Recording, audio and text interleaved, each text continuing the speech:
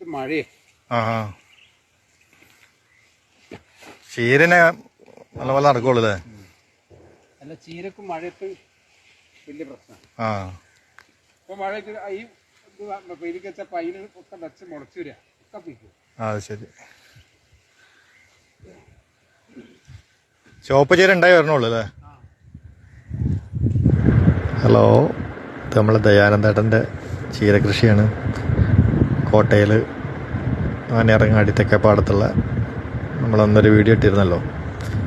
അപ്പം വൈഫ് കുറേ ദിവസമായി പറയുന്നത് കുറച്ച് ചീര മേടിച്ചുകൊണ്ട് വരാൻ. പെരുന്നാളുടെ സമയം കിട്ടുന്നത് പോയി നോക്കിയപ്പോൾ അവിടെ ചീര വളരെ കുറവാണ്. ചീര കൃഷിയുണ്ട്, പക്ഷെ എല്ലാം പറിച്ച് വിറ്റുപോയി. എല്ലാ ദിവസവും ആൾക്കാർ വന്ന് മേടിക്കുന്നുണ്ട്. പിന്നെ മൂപ്പര് വണ്ടിയിൽ കൊണ്ടുവന്ന് വിൽക്കുന്നുമുണ്ട്. അങ്ങനെ വിറ്റിട്ട് 2-3 കെട്ട് ഒപ്പിച്ച് തരാൻ വേണ്ടി പറഞ്ഞപ്പോൾ മൂപ്പര് കട്ട് ചെയ്ത് എടുത്ത് തന്നു. അത് ചുവന്ന ചീര ഉണ്ടാക്കിയിട്ടുണ്ട്. കുറച്ച്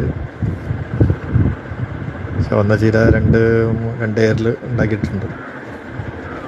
പച്ചച്ചീര കുറേ ഉണ്ട്, പക്ഷെ എല്ലാം ആയിട്ട് വരണം. ഇനി എല്ലാം മുറിച്ച് വിറ്റുപോയി.